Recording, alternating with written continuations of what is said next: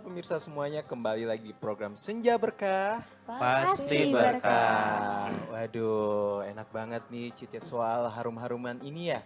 Nah, kebetulan gue kayaknya pengen main game dulu nih sambil menunggu berbuka puasa ya. Wah, Biar seru kayak kita nggak nih. terlalu serius-serius ting gitu. Oke. Tapi jangan susah-susah, Pei, Nah, kan kok gamesnya. Biar nanti kita nggak bisa dong. jawab ya Bu ya. Benar. Nah, gue mau nanya ke Teh Ririn nih. Boleh, Nah, tanya apa dong? Nah, kira-kira Teh Ririn tahu nggak nih apa wewangian yang paling disukai oleh Nabi Muhammad Sallallahu Alaihi Wasallam? Parfum yang disukai sama Nabi Muhammad ya. Nah, wanginya apa gitu yang paling Wangi disukai? apa Rin tuh? Yang aku tahu sih yang Nabi Muhammad suka itu wangi kayu. Tapi aku lupa wangi kayu apa Pak Ustadz. Oh ya. Apa ya itu kira-kira wangi kayu apa ya Pak Ustadz? Oh ya. Jadi kayu yang digunakan oleh Nabi waktu itu yaitu kayu gaharu gitu kan. Oh, kayu kayu gaharu. Malahan gaharu. seperti sekarang saja masih diproduksi itu kan parfum yang bahan dasarnya itu dari kayu gaharu dengan dengan aroma harumnya itu yang lembut ya seperti itu, Iya. tidak menyengat Oke. gitu. Betul. Kayu gaharu tuh ya seperti apa Pak Ustadz? Saya belum tahu Pak Ya, Ustadz. kita tahu nih. Kayu gaharu itu memang sejenis pepohonan yang langka gitu ya, seperti itu. Cuman di daerah kita saja masih jarang-jarang gitu kan. Tapi kebanyakan yang digunakan itu daerah Kalimantan masih ada, dan daerah masih di Timur Tengah gitu kan masih ada produk kayu-kayu gaharu gaharu ya. seperti itu. Gitu. Wah, di Indonesia juga masih ada ya. Masih berarti. ada sebenarnya. Wah, kita bisa merasakan wangiannya Nabi Muhammad juga ya. Iya. Aduh. Mm-mm. Aku jadi tahu nih ilmu baru nih kalau misalkan wangi kayu gaharu ternyata ya. Aku Tuh. lupa wangi kayu apa ya gitu. Taunya kayu manis ya. Iya tapi kayu manis kan bumbu dapur ya itu. Iya, itu pakai buat bumbu dapur. Iya. Nanti sholatnya bau rendang. Aduh, jadi lapar. Kayaknya Ibu juga pengen nanya nih. Waduh, Gua siapa punya nih? pertanyaan nih. Enggak, kalau Ririn kan udah tadi sama Pei ditanya. Ibu nanya Pei aja deh. Aduh, boleh deh Bu. Pei, kalau kata Pei nih, Pei kira-kira tadi nih Pak Ustadz udah nerangin nih gimana cara kita milih parfum atau wewangian. Nih kalau Pei nanti abis ini nih kayaknya Pei nanti kan bentar lagi nih Lebaran nih. Betul. Nih pasti Pei bakal cari. Parfum. Parfum. Mm-mm. Nah coba Pei harus gimana nanti nyari parfumnya Pei?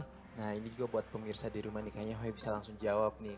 Mulai dari sekarang, Hui kalau mau cari parfum pasti kayak lihat baca dulu komposisinya, lihat ada logo halalnya atau tidak. Pokoknya harus dibaca, jangan sampai ada bahan-bahan yang haram kayak tadi yang udah dijelasin ya. Kayak Terus gitu. apa lagi nih Pei? Pak Ustadz coba Pak Ustadz Nah, Pak Ustadz ada yang kira-kira kurang nggak tuh lagi jawaban nggak dari tuh? Pei? Oh iya ada. Jadi memang dari sebuah ketelitian yang Kang Pei tadi sampaikan, memang kita kan harus lebih teliti, dan jadi jangan sampai kita senantiasa menggunakan parfum yang masih dianggap sanksi gitu kan, keabsahannya gitu seperti itu. Nah, ya, kita gunakan keabsahannya itu seperti apa, kita lebih teliti. Lalu kita mau tadi saya katakan yang pertama ya kita mau menggunakannya kadar alkohol yang rendah, atau kita mau menggunakan dari bahan bunga-bungaan atau tumbuh-tumbuhan ya seperti itu gitu kan. Jadi yang penting jangan sampai kita mau mengerjakan ibadah, kita ibarat berkomunikasi dengan seseorang itu ada bau-bau gitu itu. Apalagi kan kalau ini nanti ya. lebaran masa Iya. berkumpul Betul banget. Betul banget. Nah dari tadi kita terus nih yang tanya nih dan ternyata ini juga udah ada yang masuk dari Oh pemirsa. iya, benar banget. Oh iya ini pemirsa Pertanyaan-pertanyaan sudah dari mulai pemirsa masuk nih ingin nih. bertanya. Bisa Nah ini dibacakan juga Ririn coba. ada nih yang pertama dari Teh Safa dari Dago. Iya. Assalamualaikum Pak Ustadz. Bagaimana Waalaikumsalam. Islam mengajarkan kita untuk membedakan antara yang halal dan yang haram dalam penggunaan harum-haruman Pak Ustadz? Gimana nih?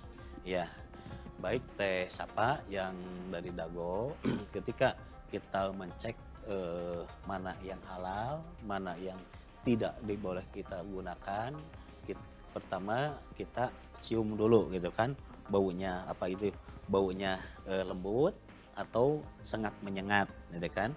Kalau itu baunya lembut ya kita gunakan, kalau menyengat gitu kan itu kadar alkoholnya tinggi atau ada bau-bau apa lah gitu selain daripada alkohol, kenapa sih kita tidak gunakan gitu. Jadi jangan sampai kita gunakan. Jadi kita lebih teliti. Makanya kan sekarang malahan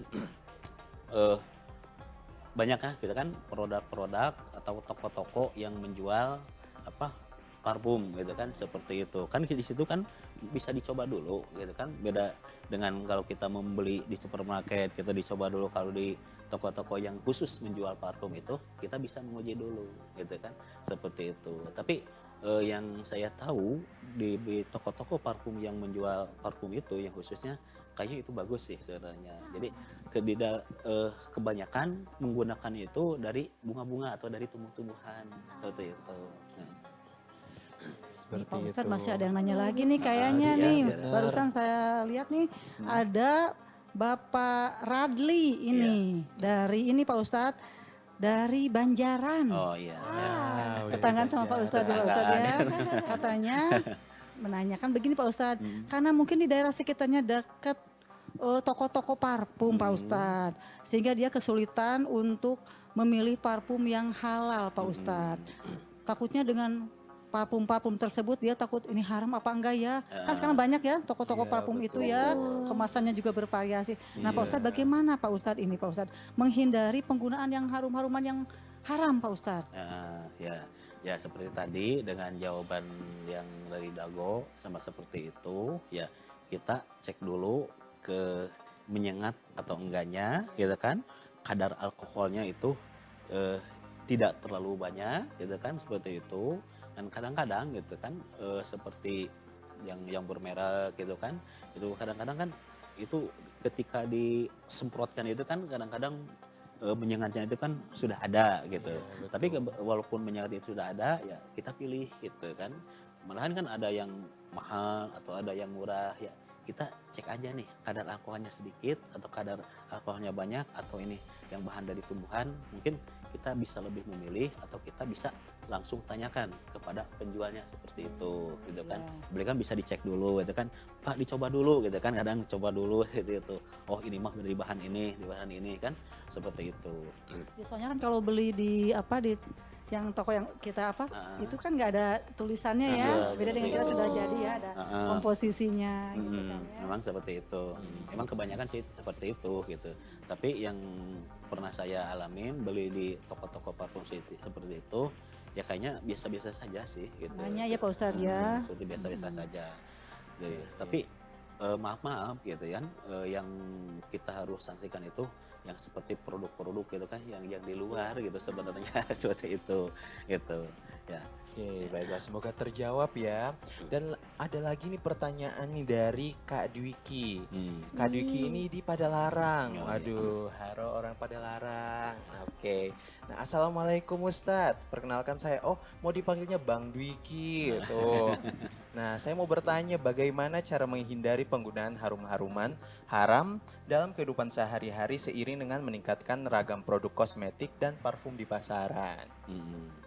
Ya, kita harus senantiasa ketika kita mau mempergunakan parfum gitu kan yang sekarang lagi merebak di pasaran-pasaran ya makanya seperti tadi ya kita harus lebih teliti ya kalau bisa ibaratkan kita penasaran bagaimana sih proses pembuatannya seperti apa ya mungkin kita bisa datangi atau kita bisa searching atau seperti apa gitu kan seperti itu jadi jangan sampai kita menggunakan tapi sesudah kita gunakan kita baru tahu oh bahan dasarnya seperti ini bahan dasarnya seperti ini gitu kan jadi kita harus lebih selektif gitu kan ketika kita memilih bahan dasar parfum yang kita gunakan seperti itu gitu kan jangan sampai kita mencintai atau ya kita mencintai wangian tapi kita salah memilih gitu kan bagaimana kita mau mensunah gitu kan kepada Nabi gitu kan sementara